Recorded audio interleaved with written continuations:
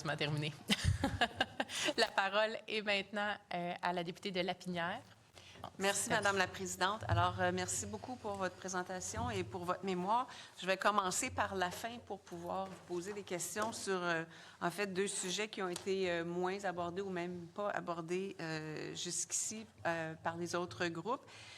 Celui de protéger le droit de critique des consommateurs, je pense que c'est vraiment intéressant et important ce point-là. Donc, en fait, vous mentionnez que le nouvel article proposé ne reconnaît pas expressément le droit des consommateurs de publier un avis négatif à l'égard d'une entreprise et qu'au cours des dernières années, il y a eu des consommateurs qui ont été victimes de représailles à cause qu'ils ont mis ils ont publié des commentaires négatifs. Et vous, en fait, vous nous proposez de nous inspirer de la législation de l'Alberta où on interdit l'action en dommages-intérêts contre un consommateur à la suite de la publication d'un avis négatif, à moins que les propos ne soient malveillants, vexatoires ou harcelants ou encore faits de mauvaise foi. Est-ce que vous avez des données pour voir si cette loi en Alberta donne de bons résultats, si ça fonctionne? Je ne connais pas de cas d'application devant les tribunaux. Ceci étant dit, le phénomène des poursuites ou des mises en demeure là, après avoir émis un avis négatif, c'est un phénomène qui est difficile à cerner parce que ça ne se règle pas nécessairement devant les tribunaux. Ce qui va survenir souvent, c'est que le commerçant va envoyer une mise en demeure au consommateur, ça va l'intimider, puis il va le retirer son commentaire par la suite. Donc, ça n'aura pas eu besoin d'aller devant les tribunaux nécessairement. Donc, ça ne veut pas dire que ça ne se retrouve pas devant les tribunaux, ce cas-là, qu'il n'y a pas d'enjeu. Et on a vu des cas là, au Québec de gens... On n'a pas vu de cas d'application de la loi albertaine, là, mais on a vu plein de cas devant les tribunaux où des consommateurs ont été poursuivis par des commerçants après avoir émis des avis négatifs en ligne et des consommateurs, dans certains cas, ont été reconnus responsables et ont dû payer des dommages-intérêts. Nous, chez Option Consommateur, on reçoit des appels parfois de consommateurs qui ont reçu une mise en demeure d'un commerçant après avoir émis un avis négatif en ligne. Et ces gens-là sont évidemment catastrophés. Ils sont menacés d'une poursuite pour avoir écrit un avis sur Google. C'est quand même fort parfois. Et parfois, les cas qu'on a pu voir, c'est des gens qui ont émis des commentaires qui étaient tout à fait légitimes. Là. Il y a eu des cas qui ont été rapportés dans les médias, par exemple, des gens qui ont dit je sentais pas que j'ai été pris au sérieux quand j'ai rencontré le commerçant. Ça l'a suffi au commerçant d'y envoyer une mise en demeure. Ou des gens qui ont juste raconté qu'ils étaient insatisfaits du service, ils ont reçu une mise en demeure. Donc, on ne veut pas protéger nécessairement tous les excès des consommateurs. On peut protéger les consommateurs qui mentent ou les consommateurs qui font des campagnes de dénigrement. Mais ce qu'on veut, c'est imposer peut-être un filtre qui limiterait les possibilités des commerçants de poursuivre les consommateurs dans les cas où ils ont quand même mis une critique qui est légitime, qui est tout à fait acceptable. D'accord, merci. Aussi, votre dernière section sur adapter la loi de la protection du consommateur au numérique. Alors, vous avez plusieurs éléments là-dedans, mais il y en a un que vous avez touché tantôt à propos de la publicité qui est diffusée par des influenceurs. Et vous mentionnez que la France et l'Allemagne ont réglementé cette question-là en 2022. Est-ce que, en fait, j'ai la même question pour vous. Est-ce que ces réglementations-là ont donné les résultats escomptés? Dans la situation de la France, on n'a pas non plus de cas d'application, mais ce qu'on remarque là, dans les recherches qu'on a faites, nous, chez Option Consommateur, c'est que le contenu des influenceurs en ligne va se mêler à leur contenu normal et tout d'un coup, l'influenceur va parler d'un produit, il va ouvrir une boîte sans que ça soit départagé clairement là, qu'on est dans une situation où maintenant c'est du contenu publicitaire. Ce que la loi en France vient faire, c'est de dire que le contenu publicitaire doit être clairement démarqué, donc on doit pouvoir savoir là, qu'on visionne un contenu publicitaire. Et c'est aussi une recommandation de la Commission sur les temps d'écran là, qui demandait à mieux encadrer la divulgation de contenu publicitaire en ligne. Donc, on rappelle que ça pourrait être une occasion là, de l'encadrer et même de considérer la façon dont l'information est divulguée L'autre exemple que l'on donne en Allemagne, c'est que les mots-clics ont été choisis, ont été délimités. Ça pourrait se faire par la réglementation, donc le règlement d'application sur la loi sur la protection du consommateur. Et ce qu'on avait constaté, c'est qu'il y a des façons de divulguer chez les jeunes qui étaient plus difficiles à comprendre. Donc, on avait testé avec des mots-clics. Donc, ça pourrait être une façon, dans la réglementation, de consulter, de voir qu'est-ce qui serait efficace là, d'indiquer comme information pour le contenu publicitaire.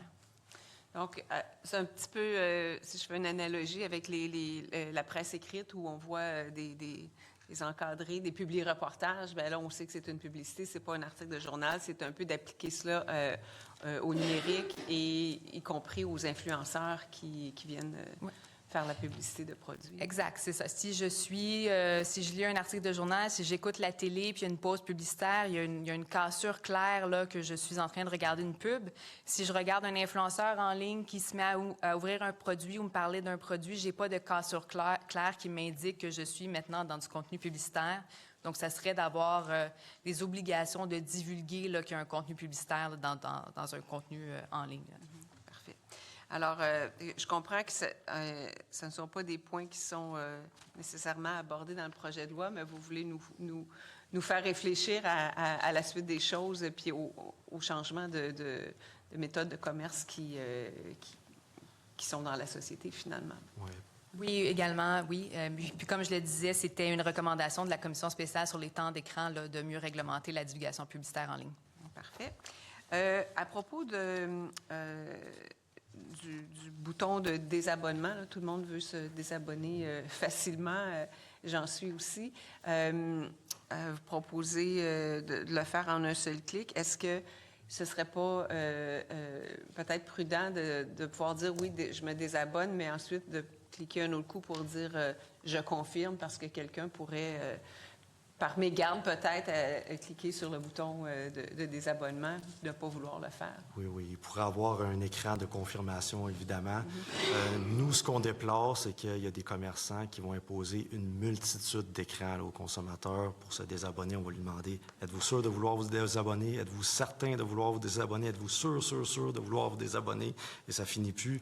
Donc, ce qu'on veut, c'est limiter les tactiques des commerçants pour retenir la clientèle indûment. Donc, oui, il pourrait avoir un seul écran de confirmation, évidemment. Là. C'est ça. Puis pas être obligé de confirmer qu'on veut se désabonner parce qu'on reçoit trop souvent un courriel ou on reçoit trop... ou un sondage. Des raisons. Pas être obligé de se justifier pour vouloir... Parfait. Dans la section sur simplifier l'encadrement des contrats de services, à la page 10, vous parlez vous dites que le projet de loi 10 ajoute une nouvelle section dans la loi sur la protection du consommateur portant sur certains contrats à exécution successive pouvant être résiliés sans motif par le consommateur. Vous dites aussi cette section se superpose ainsi aux autres sections déjà susceptibles de s'appliquer à des contrats d'abonnement en ligne. Est-ce que quand vous dites qu'ils se superposent, est-ce que pour vous, ça veut dire que ce serait superflu, que ça existe déjà ou ça convient? Non, ce qu'on veut dire, c'est que ça va s'appliquer par-dessus le droit qui existe déjà, mais c'est des mesures qui sont très intéressantes pour les consommateurs. C'est pas superflu d'avoir cette mesure-là d'annulation. Mais ce qu'on souligne, c'est la complexité de tout l'encadrement de ces abonnements-là qui peuvent rentrer dans différentes cases là, de la LPC, ce qui rend ça de plus en plus difficile là, de déterminer c'est quoi mes droits exactement comme consommateur.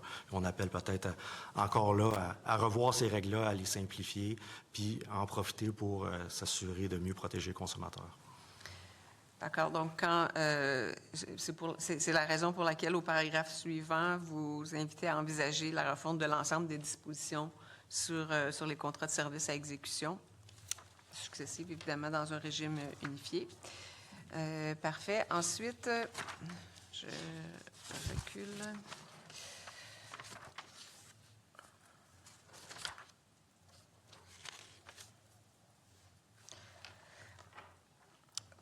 Quand, à propos de la revente de billets, où vous proposez, en fait, à la page 5 de votre mémoire, qu'il ne faudrait pas se limiter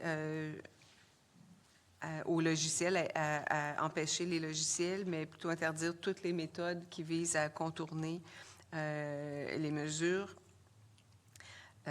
Vous parlez par exemple, de l'exemple d'utiliser de nombreuses cartes de crédit et tout ça. Ce matin, il y a un groupe qui est venu avant vous qui nous parlait de revenus d'appoint. Par exemple, que des personnes achètent des billets, les revendent pour se faire un revenu d'appoint. D'après vous, est-ce que ce serait inclus dans... si on fait, c'est-à-dire que ces personnes-là seraient ciblées aussi pour... Là, ce qu'on parle concernant l'article 236.2, c'est vraiment les techniques de contournement des billetteries officielles. Donc, quand je vais sur une billetterie officielle, ils peuvent mettre différents systèmes pour assurer un certain accès équitable aux billets, là, par exemple une file d'attente ou un nombre maximal de billets qui peuvent être achetés par personne. Et nous, ce qu'on propose, c'est d'élargir cet article-là pour pas que ça soit juste limité au logiciel, là, au cas où on utilise un logiciel dans le cadre du stratagème, mais vraiment n'importe quelle méthode. Cependant, là, le cas que vous me parlez, si la personne elle n'a pas contourné les méthodes là, qui limitent le nombre de billets qui peuvent être achetés, ça ne rentrerait pas nécessairement dans ce cadre-là.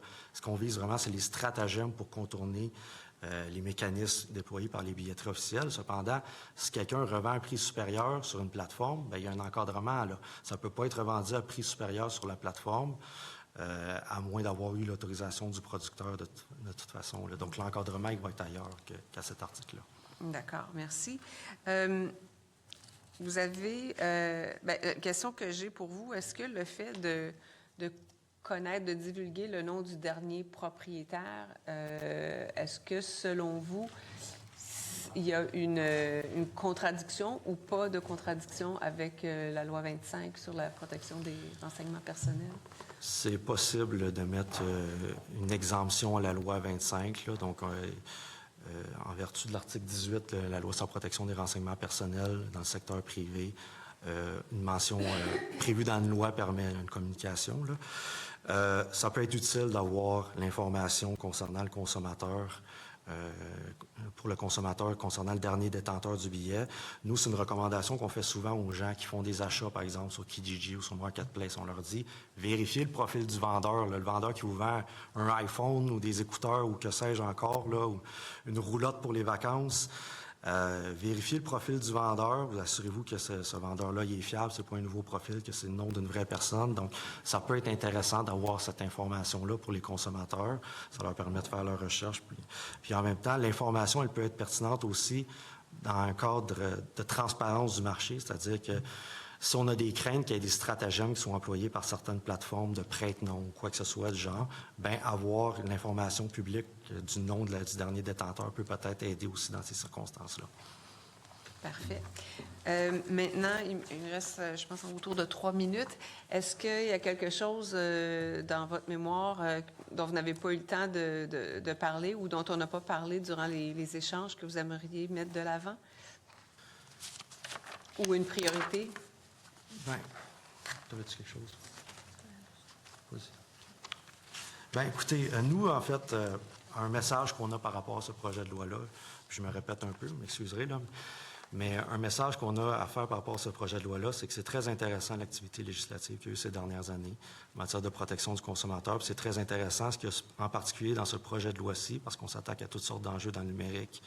Mais on pense que on fait juste débuter le chantier d'encadrer la protection du consommateur en matière numérique, qu'il va y avoir beaucoup de choses à faire dans les prochaines années. Puis c'est un peu ça qu'on essaie d'indiquer dans le mémoire. On parle de la complexité de tous les encadrements des abonnements en ligne. Il va y avoir du travail à faire là-dessus, à notre avis, dans les prochaines années. Puis on parle de toutes sortes d'enjeux qui sont soulevés par le numérique, que là, on est en train de traiter à la pièce. On traite certains irritants qui sont importants pour les consommateurs, mais on pense qu'il y a des enjeux dans le numérique qui doivent être traités peut-être de manière plus globale. D'accord. Merci beaucoup. Merci, Madame la Présidente. Parfait. Je vous remercie pour votre contribution à nos travaux. Nous allons suspendre.